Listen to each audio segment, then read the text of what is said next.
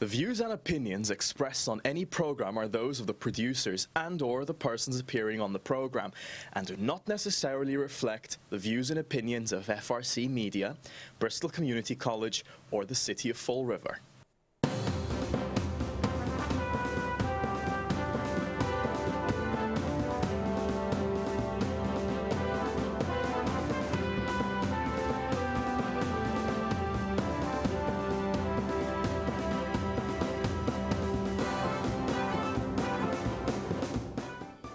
Well, hello. Welcome to Spindle City Straight Talk. I'm Chip. And I'm CJ. And it is Friday, TGIF, and boy, do we have a ton of stuff today.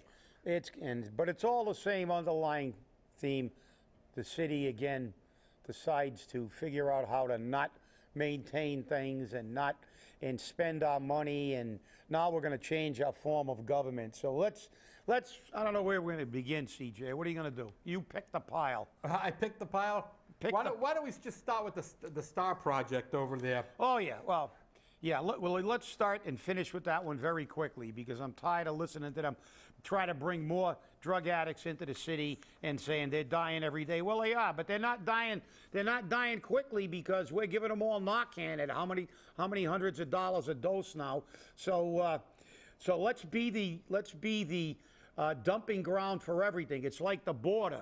Let them all come in. Let it, all of South America and Central America come to the United States, and let all the druggies in the state of Massachusetts. Let Nancy Paul. Let no city should have to deal with them except us. Right. And I wonder, every time she gets more people, she gets a pay raise. So, because she's dealing with more people. So, yeah, people are dying. Well, unfortunately, the drug problems, we've been facing it for 40 years. So let's not be melodramatic.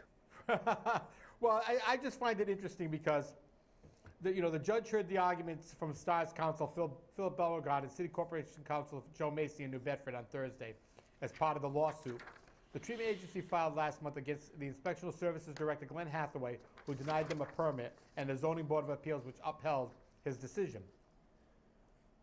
If Pereno fails to grant the injection, the matter will be headed to trial. Joe Macy says, I will say the city will be cooperative as possible. The city has no desire to delay this. STAR Executive Director Nancy Paul, who was accompanied by about 10 of the project supporters in court, was adamant that the agency would move ahead no matter what the ruling. Quote, first of all, people are dying, and every day we hold this off, people are dying, and that is the key, Paul said. We are prepared to take this as far as it goes. The facility is going to include 30 inpatient beds and 30 beds for detox, and a clinic for outpatient treatment, including administering non-addiction drugs such as methadone, Suboxone, and Vivitrol. STAR has also identified the facility as conducting research and education. They're using that to get through the Dover Amendment. But the thing that nobody brought up in court is the fact that they're trying to build, if it's an educational facility, they're trying to build across the street from a marijuana growth facility. And it's illegal. They can't be there. But that's, it's irrelevant. What they want to do is what they want to do. She basically said she doesn't care what the court says. She's going to go forward. And Joe Macy turned a little phrase using a little drug. It said, Macy said if the injunction was granted, the case essentially over the city, it would be, quote, draconian relief. So you people who don't know what draconian relief means, look it up. And he said the law regarding the Dover Amendment was quite clear. And what disturbs me about this whole thing, and look, like I said, you want treatment facilities, there's treatment facilities all over the place, except when it comes to this type, why does, we have 351 cities and towns in the state of Massachusetts. And I don't think they're not one of them without somebody with a drug problem. It is pervasive in our society. And as I've said numerous times, I have no problem with Fall River taking care of its own. But when we have facilities and we are the dumping ground, we want to take care of everybody. It's like the Democrats. Let them all come in. We don't care. We'll worry about all the impact of crime and stuff later, because we're going to be, everybody's mommy and daddy. Well, why don't the rich towns have facilities? You're They not know gonna, better. you know, look, didn't they do an HBO, I believe it was HBO special on drug addiction, and it was in Cape Cod. Right. Why isn't there a facility? Why aren't there regional facilities? I'm not saying 351 treatment centers, but why don't we have regional treatment centers in areas that are not urban? We just looked at the statistics showing that the state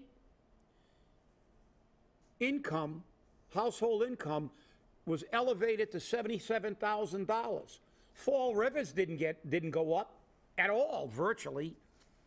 We're still less than half of the. This is what we bring into the city, and when they get out of treatment, they stay here for the most part. Why do we have to? Why do we have to support it? These are the same people that want to fund everything by taxing rich people more and give away everything. But now the rich people do not have to suffer having a treatment facility in their location. It's always going to be Fall River. And I hope, and you know, and for her to disregard, I hope they throw her in jail. I'm sorry, but that's the way I feel. Hey. She wants to ignore the court. I'll tell you what, if the court orders me to do something and I don't do it, I'm being held in contempt and I'm going to the slammer. That's it. Hey, you know, while we're on courts, a Massachusetts judge bans the use of breathalyzer tests in court. Good. Go out and get drunk and drive while you're at it. I hope, you know, this does not result in a fatality, because you know something, when judges do, especially in this state, you know, yeah, this state loves to be, you know, they protect the criminal. We love to give more rights to the criminal than the victims. Let everybody get victimized. They love it. You know, that's like the border. Let's give the immigrants, like what is it? Their new nickname, AOC. Ocasio, you know, with their ridiculous statements. Now, she said that the immigrants are more American than the President of the United States, you know. Why not? So why not? So we got to take care of them before we take care of the victims. So, you know, this again, these judges, I know where he lives. I know he's not living in a three-decker. He throws out this because of technicalities again.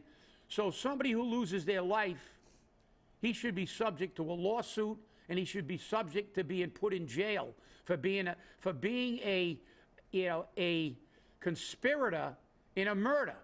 Well, because he doesn't want to use breathalyzers, and you know something, I would rather err on the side of caution and save people's lives. But that's me. Just call me crazy. You are. I know I'm crazy, but the fact is that call me crazy, that I would rather protect a human life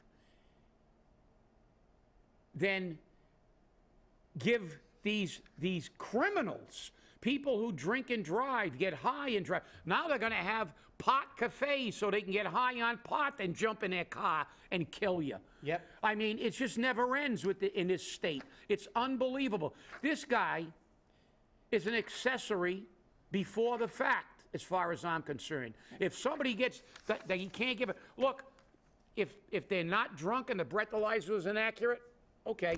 Well, so what does he have to do? Suffer the indignity of getting out of his car and maybe going to getting his picture taken and go to court and then proving the breathalyzer wasn't accurate? But maybe he was, and maybe he'll kill somebody. So somebody that'll blow up the meter right now is going to be able to just drive around. And when they're going to pull him over, and what are they going to do? What are we going to outlaw next? The field sobriety test too? I mean, just let everybody drive drunk, drive high, kill people, and these judges are going to give them breaks. It's just, it's totally convoluted. I know. Judge Brennan says that the office must undergo major reforms, including providing additional training for staff and instituting rules for complying with discovery requests, similar to those followed by the state's police crime management unit. The decision comes after a judge found the office failed to release evidence to lawyers representing drunken driving defendants that showed around 400 breathalyzer tests were flawed. The technical leader of the office was fired, and prosecutors tossed evidence from thousands of drunken driving cases as a result. The office plans to apply for national accreditation by August 2019. So until August 2019... So they got to jump through hoops to protect us. Yes. You just can't say, well, get these things calibrated, get your training programs in, but give them another tool. No. And I got to go back to 40 years or better, I don't know. You remember when some guy walked into the McDonald's out in California and killed 28 people? Yep. Mowed them down. They had all kinds of witnesses. They're survivors from their family, killed women, children in a McDonald's. 28 people he killed. It was him. There were people. There were victims who survived. Case gets thrown out. They didn't Mirandize them properly. Technicality. Our legal system is BS. Because this is what, and I'll never forget that case for one reason. Alan Dershowitz, one of my favorite lawyers, actually got on national TV and said that was okay. He said, and I'll never forget his words, and I'm paraphrasing, they're not exact, but you can look it up. But this is what he said fundamentally. The integrity of the system is more important than the case. Yeah. So the 28 people who lost their lives take a back seat to the system. So you can go out, and if some police officer with dyslexia puts the wrong address on a search warrant, we let murderers go, drug addicts go, and because of technicalities. You know something? There's got to be something that, these things are crazy. I mean, when somebody is obviously guilty, you're right. I'm a firm believer in Hammurabi's code, because Hammurabi was the best source of justice. Whatever you did, if you were found guilty, they did to you. That's it. You killed somebody, they killed you. You built a building with shoddy material and it collapsed and crushed somebody. They stuck you somewhere and dropped a rock on you and crushed you. To me, that's the purest form of justice. 3 shouts out to Hammurabi. You had it right. But hey, I don't, I'm a radical when it comes to that. Yep. So, well, as we talked on Wednesday about the city taking ownership of the parking garages. Oh yeah. Because they can make $200,000 a year. They also took ownership of Old 2nd Street. Yeah. Because the RDA had control of that. Yep. And that has a construction project going on. So who's going to pay for that? Hello, guess the taxpayer. Taxpayer. Hey, guess what? Now we're not only in the land business, we can buy land. Now we're in a parking garage business. That's it. And we're going to get kiosks, they said. Kiosk They're going to make sure we got kiosks. But then again, both of these garages are in disrepair. Right. And who's going to pay for it? And do I see a bond? Do I see a bond in the future? Well, and the thing is, they're encumbered because both of them have leases. Pearl Street, for instance, has a lease of 150 parking spaces, and they have the option of leasing 200 more parking spaces, which will leave somewhere around 30 parking spaces available for people to rent. This is the problem. These parking garages have these leases, and they don't have any way of allowing the public to use them for parking whatsoever. So why are we bothering? And then, of course, these contracts were negotiated by Ken Fiola and Bill Kenny. Yep. So there's where the problem exists. Well, like the article we read in Boston, which said that, the mayor's so crooked he needs a corkscrew to put his pants on, but this entire city needs a corkscrew, because we see now the judge about the RDA meeting, they're asking for the tapes and the emails and everything, because obviously, there's a strong indication there was collusion. Now we got the lawsuit on King Philip alleging, making a lot of allegations about activities that are not legal. Right. So, this is the city of litigation, and the fact that you know, these things even occur is troubling, because we continue to make, you know, this city is the definition of insanity, because we keep doing the same thing over and over again, and our council continues to do everything. Now, what do we got next? Fall River roof. Yeah, well, Library roof is leaking. They're taking on two parking decks which have maintenance issues. Maintenance, yeah. And we still have a maintenance issue at the library. There are birds living in the attic. Wait a minute. We have a maintenance issue at every city building. We have a maintenance issue at the school. We had a maintenance issue at Durfee. We have a maintenance issue at Henry Lord. We have a maintenance issue everywhere. We don't maintain our buildings. If there's one definitive thing that we have in this city, we have proven that we do not maintain anything we own, because we've seen it time and time again. What are they doing? They're checking it out. They're checking it out. Right. So you know what they should do? Get the people who are checking it out and let them sit under the leak. Well, what was a very interesting... You know, and if they sit under the leak and it drops on their head enough, maybe they'll get tired of the Chinese water torture and do something. But who cares if it causes more damage? That leak causes more damage. Because guess who's paying? Raise your hand, taxpayer. Well, We're paying. Here's the thing. Kathy Ann Viveris is going to go before the CPA board and ask them for $345,000 for emergency appropriation to fix the compromised Told them roof. to take it out of the 400 grand But they the gave for CPA what? They chairman, gave Jim for air Sousa, is conditioning. questioning if the Community Preservation Act money is appropriate for a capital improvement fix that has long been on the administration's radar and is even listed on the city's capital improvement plan. I look at it, this is just neglect in a beautiful building that is very well utilized. Well, who's neglecting it? You are, city. And the city has $8 million in reserve. The administration should find the money to fix the roof without relying on CPA funding. Yeah, and that's not only that, $8 million who's neglecting? The city neglect. They knew about they're thinking about repairing it. They're going to do a half. They're going to do a half-ass job, and we know that because when I was on a department, they fixed the Globe's flat roof I don't know how many times, spent hundreds of thousands of dollars, when anybody that knew anything about construction told them, why don't you put a little pitch on that roof? Flat roofs are notorious for having issues. That station has had problems numerous times. Did they ever fix it? No. It's still got a flat roof. And, you know, I mean, this is our government in action. This city has become, I mean, it's, you know, it used to be bizarre. We're beyond bizarre now. It's just incredible. So what are we going to do now? We're going to change our government. We're going to try to we're going to go to what we've talked about, and you and I both like what they did in Worcester, because they talk about Worcester and changing the mayor forever. But you know the problem I have? Worcester's had a tight e-charter for years. It functions pretty well. And they talk about Cambridge in that newspaper article in the Herald News. You look at this, and they talk about Cambridge. Cambridge, you can't compare Cambridge. Cambridge is the second most affluent city in the Commonwealth behind Newton. That's where all the colleges are, Harvard.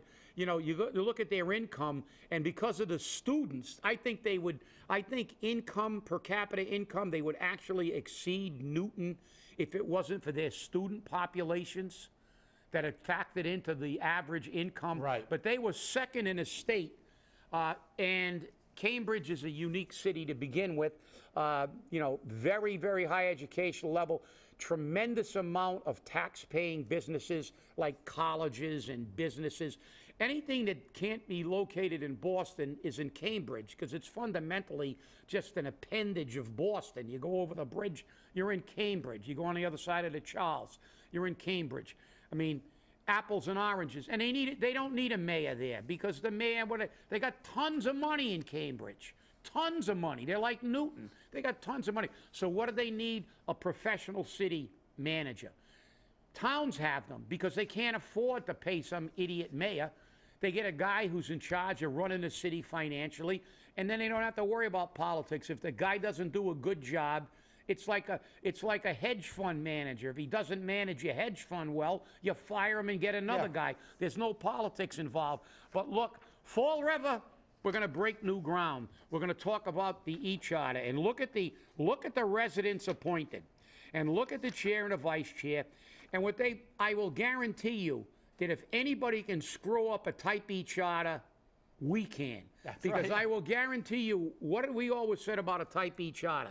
You get rid of a mayor who's a politician, and you hire a professional manager. If that manager can't manage, it's not political. You just get rid of him. There's no election. Get rid of him. The people, oh, he's not doing a job. We're going to get rid of him. Why? It's not about politics. He's not giving people jobs like the mayor does. And you get rid of him. Now, you got to, you've got, but we will keep all the other tiers like we did in the school department, and we added CFOs and vice principals and assistants to the vice principal and all these jobs that we get. We'll do a Type E charter. We'll keep a city administrator. We'll keep all the other BS jobs that we got, and we'll add a city manager with a giant salary too. That's what we'll do. I can guarantee you this is what they will come up with, and as much as I like an E-charter, I would have to vote against it, because what do? We end up with a city manager and a city administrator. Does the administrator administer the manager, or does the manager manage the administrator? Right. They have the same job. Exactly, and that's the problem I have with this. And then let's look at this committee of people that are doing this, as you said. Steve Camara is the chair, and Kevin Aguiar is the vice chair. Two politicians. Oh, hey, I hope they meet before the end of the Super Bowl, because I know Kevin's got football cards. Oh, wait a minute, maybe he doesn't do that anymore. Okay. So But interestingly enough, you got two right there. You got two politicians. Judith Conray, Democratic chair of a ward committee. Yep. Carl Hetzler, the only Republican in the whole batch, and he's more of a rhino. Yeah. A Republican in name only. Yeah. And again, he's representing the business community and the Republican community. Michael Quinn, Gloria Sadler, she's a Fall River resident, but she's a new Fall River resident, relatively new Fall River resident. She moved down here from Boston. She is a property owner, but she doesn't have that Fall River flair, that Fall River taste. Well, And- they and should then, have of got, if course- they're going to get a Fall Riverite, they should have got somebody that's been a lifetime resident Right. and knows the city. You're right. So- And Kathy Ann Viveris. and last but by former- no means least, there's no conflict. She doesn't have an interest. No. She just got a giant pay raise from a mayor. She's been a political hack her entire life. She ran for office in Westport. She couldn't get elected. She came back to Fall River. She gets in the city council. She tanks the council seat when she negotiated her way into the administrator's job. So we got the epitome of a political hack who has a vested interest in having a mayor. We've got these other two who are politicians as the chair and vice chair. Yep. And so, like I said, is a Type E charter good? Absolutely. I think it's the best way to run any community. We should not have politicians. We shouldn't have mayors that can give out jobs and curry favor with business. We should have a manager and then allow the council to have more power, and then they're accountable, because it's far easier to get a councilor out and get weight on a council.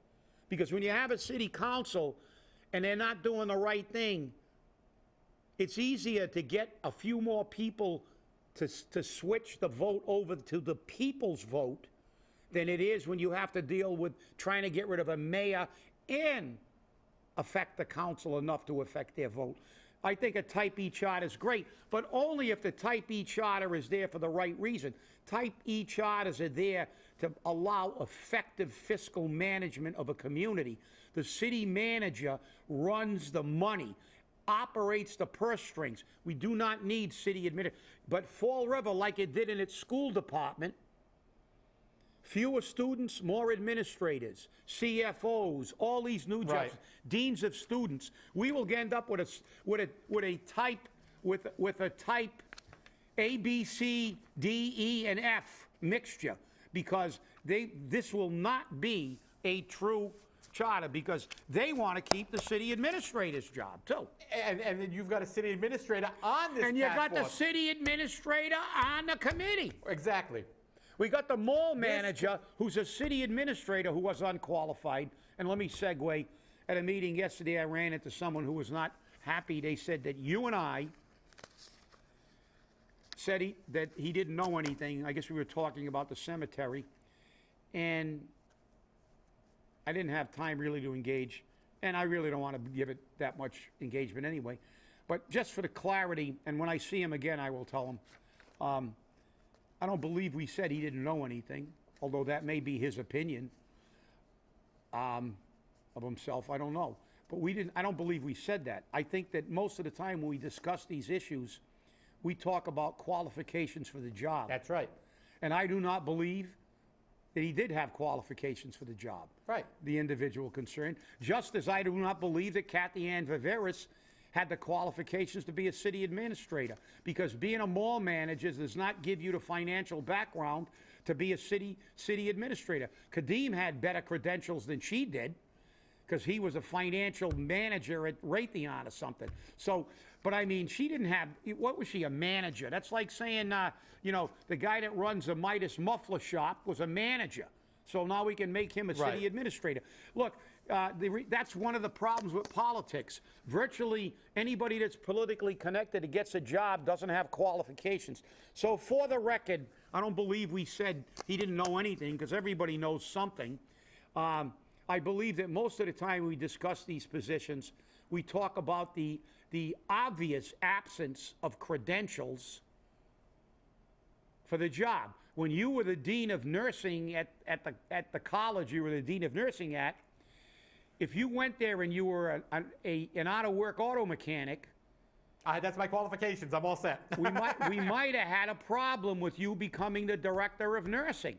So it's like in the city of Fall River when they stick somebody in a cemetery department that's never ever worked in a job. When they make an ice house guard in charge of DCM that's never been a supervisor of a major department in a major city. That's problematic. And what's the result of it? Incompetence, screw-ups, lack of maintenance, and we see it. Every single show. And now here we are again. The roof is leaking. Isn't there a song, The Roof is Leaking? Or something? No, it's The Roof is on Fire. Oh, the roof's on fire. Then it leaks. Really? Okay. But then it leaks because the fire department puts a hole in it. And here it is in black and white, on print, in print. Again, what are they doing? They're talking about it. Right. They're not fixing it. If the roof in your house leaks, you better do something, because it's going to cause more damage. But in the city of Fall River, who cares? The taxpayers foot the bill for everything. So let's go to a Type E charter and we can put more political hacks on a job. That's it. That's it. I'm telling you, it just doesn't get any better than this in Fall River. You know that. Oh, that's why Dion said we should build a wall around it to keep all these inmates from escaping. Well, again, you know, there was a movie, Escape from New York. They should have said Escape from Fall River. Well, in the last minute or two, here we got Heritage Heights residents report drug sales, arrests, and gun seizure follows. Imagine that! More crime in Fall River. Remember, where's our tourism director? Let's bring this, you know, we got some apartments available at Heritage Heights. Well, as it was so affectionately known in some circles, Heroin Heights. Yeah, and this is the area where the mayor wants to build a path. This mayor wants to build a path right through there to the waterfront. Yeah. And that's what the Streetscapes program was all about, was to build that path from Purchase Street right through downtown, right through Heritage Heights, right into so you can get mugged on the way down in the evening. So the druggies can get their money on the way down. Or pick up a few dime bags on the way. But unbelievable. Look, you know, I wish, you know, they say we're always negative. I wish I could pick up something and be positive. I wish I could say the city council didn't vote to spend money once, that said that we have to think about the taxpayers. Just once they would try to change something to make it less expensive, not get a Type E charter to keep all the jobs we have now that aren't working and add more. Why not? Stay angry. Have a good weekend. Have a great weekend, everybody. We'll see you on Monday.